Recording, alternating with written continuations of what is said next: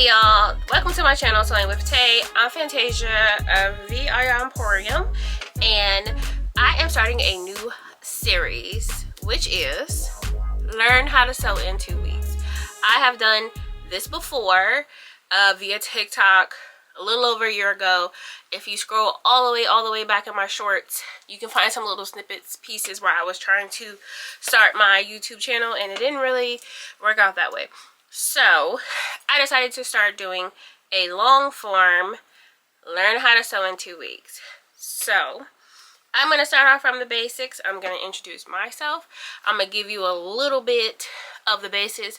It's a bunch of people right now on TikTok doing like universities. So this is like your intro to sewing. Hey, I'm Professor Fan. We're going to talk about sewing every day for the next 2 weeks. I'm going to be posting a day or two at a time of steps to help you build your skills as a sewist. So let's start with credentials. I am a sewist. I have been sewing for 16 years. Maybe a little bit longer, do the math, but relatively 16 years I have been sewing. I started sewing in high school. There was a fashion design program where you would go to school for half a day. Now, if you know, I'm from Columbus, Ohio. So if you know anything about Columbus, Ohio, my fashion design program was in one of the Lex Wexner's buildings at Eastland Mall, which is a big outdoor mall here in Columbus, Ohio. So for half a day, my junior year, and half a day, my senior year of high school, I would go and take a fashion course. And at this fashion course, we had an amazing teacher, Wendell Burton. God rest her soul. She was amazing, like so amazing. And we learned how to sew on industrial Juki sewing machines. So none of the home machines, the real deal. And our teacher did everything in her power to make sure we knew safety and that, you know, we didn't hurt ourselves, that we knew proper sewing techniques. Like, she was amazing. She was a doll. And then we had a illustration professor as well, Ron Anderson. He was a teacher at Columbus College of Art and Design, so he helped us kind of build portfolios. From there, he helped me develop a portfolio where I went on to the Kent State University for fashion design, and I eventually graduated from Kent State with a degree in fashion design with a concentration in manufacturing and production. So that is my background. To this day, 10 years later, 10 years post-college, if you can believe that, I am a technical designer. So my job is, I'm a technical designer for a large plus size brand, and what I do, what my job function is, I execute the vision of my team and my designers. So my designer gives me a sketch, they tell me the details, what they envision it to be. It is my job to quantify that into measurements, techniques, sewing details, etc. Communicate that to our factories overseas, and then I go back and forth with the factories to make samples and prototypes, fit them on models, and then get them ready for production, which then goes onto our website and into our retail locations. So that's my background, that's my experience, and I'm going to use all of those things to help you guys become sewists. So we're going to start today by talking about the machine we're going to be using for this class, which is the Serger Heavy Duty. I love the Serger Heavy Duty for beginners. There's also a Brother machine. I'm actually a Brother girl. I do love Brother machines. There is a Brother Strong and, let me read my notes, Strong and Tough. That's really similar, that I do like for beginners as well. I like this machine for beginners because I feel like it can transition you from a beginner to a novice. You don't have to buy another machine, even though I love buying new machines. There are some cheaper options, and I'll put the link in the description below where you can go and kind of explore different machines that might work better for you and your budget. I do like this machine because I do feel like there are some limitations to the cheaper machines. I feel like this one you can keep and use a lot longer. So I'm going to go over this machine. We're going to talk about it, and we're also going to talk about other machines. So in your search for sewing machines, if you stumble across like a cover stitch, a serger, I'm forgetting something. Cover stitch, a serger machine, and like industrial, like Juki's and things like that. You know what you're looking at when you're machine shopping. So we'll go through that, and then for the next class we'll get into getting set up, getting threaded, putting the first stitch into a piece of paper or a piece of fabric. So let's get into the details. Alright, this is my Serger heavy duty machine. I'm just going to give you the rundown so that you're familiar. You can take notes in this section, so because some of the terms I'm going to use, they're going to be repeated throughout the next 2 weeks. So we're going to start with the function of this machine.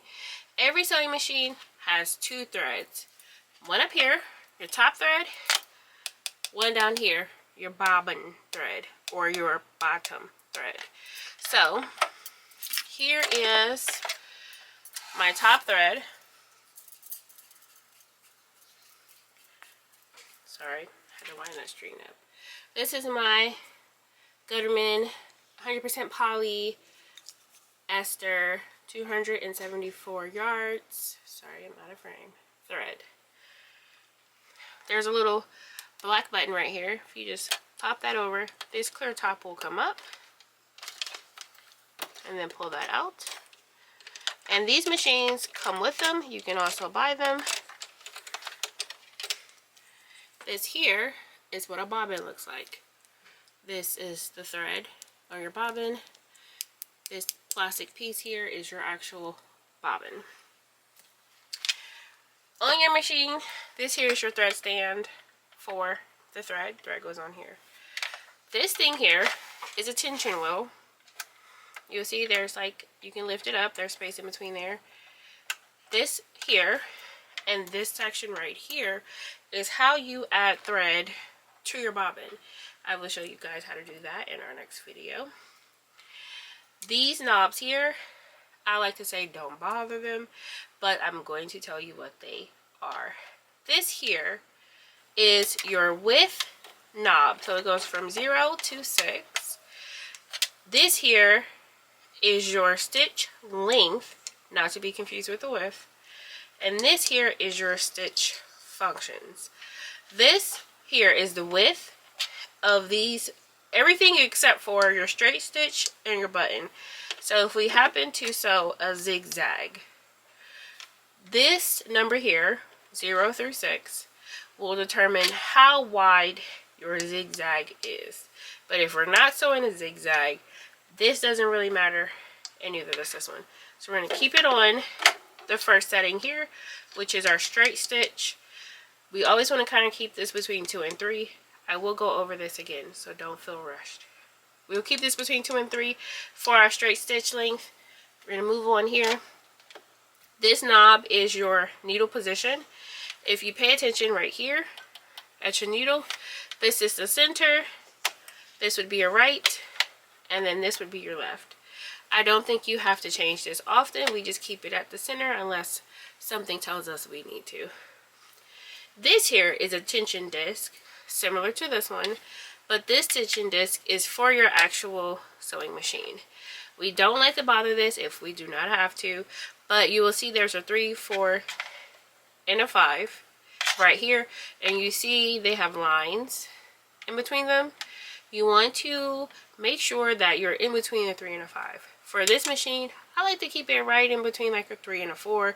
If you're finding you're having some tension issues or your thread is too tight or too loose, you can adjust this to make it better.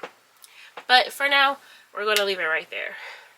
These little metal pieces that are popping up here and here, those are thread guides. They're used to help guide your thread to make sure they're going in the right place. This here is your reverse lever.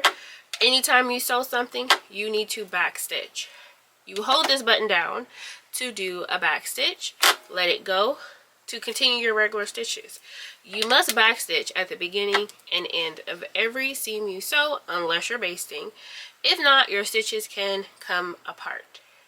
We're going to move down here. This little metal plate here is called a throat plate. It's where the bobbin case and bobbin, this is the bobbin case, are at. There's also numbers here that tell you how wide your seam allowances are. This part here, it goes up and down like that. That is your presser foot. Your presser foot is a foot for your machine. There are tons of different feet for this machine and sewing machines in general. This is a basic foot. It does what it says, press. It's a presser foot. So its job is to press your fabric down to the feed dogs, which are right under here. These feed dogs help move your fabric back and forth. So you don't have to push your fabric or pull your fabric. These little feed dogs will move and it will guide your fabric underneath the foot. So how I just took that off of there is very easy. There's a little lever right here on the back that allows you to pop this off and change it whenever you need to. And then whenever you decide you're ready to put it back, you just kind of line that bar up with the curve of your needle bar and lower it back down. On this machine, there's a little white handle here in the back that raises and lowers your presser foot. And then here, I'm going to move this just a little bit to get a better view. This here is your hand wheel. When you're turning your hand wheel, you want to turn it towards you, turning it towards yourself as you're sitting at your machine. So this moves your needle up and down. It gives you control, it gives you precision. So if you're ever scared or you want to sew something to a very specific point, you can just turn your hand wheel to do that. All of the heavy duty machines come with a bag of tools. We will go through that. They come in this little baggie here. Bunch of tools for your machine. We'll go through that as we go through actually setting up the machine. I'm going to put this little piece back because I have lost these before and it is not fun trying to find a clear guide, a clear cover for your machine. So I'm going to put this back in here. There we go. Okay, that's pretty much all the parts of the machine. I am going to flip her around so you can see those two levers on the back. So this here is your presser foot lever. It goes up and down to raise your foot up and down. This little lever right here is what removes your foot. And then to put the foot back on, we're just going to line these up. I've never done this like 100% backwards, so we'll see how this goes. And then you lower this back down to attach it back. And that is it for parts and places of this machine. Alright y'all, that was the Serger Heavy Duty, the basics of what that is. I'm going to put a picture right here in this area of the two other machines I wanted to mention to you. One is a Serger and one is a cover stitch machine. So this is a picture of a Brother Serger machine. This is one that I own. I also have a Serger version of this machine. And a Serger is an overlocker machine. It is an over edge stitch machine. And later in the process, I'll show you the difference between the stitches. But for now, this is a high level of what this Serger is.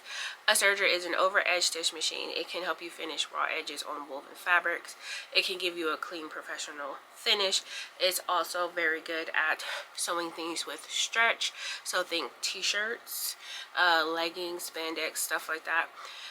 Those type of things are sewn together using a Serger machine. So this here is a cover stitch machine. A cover stitch machine is a hemming machine to its basic function.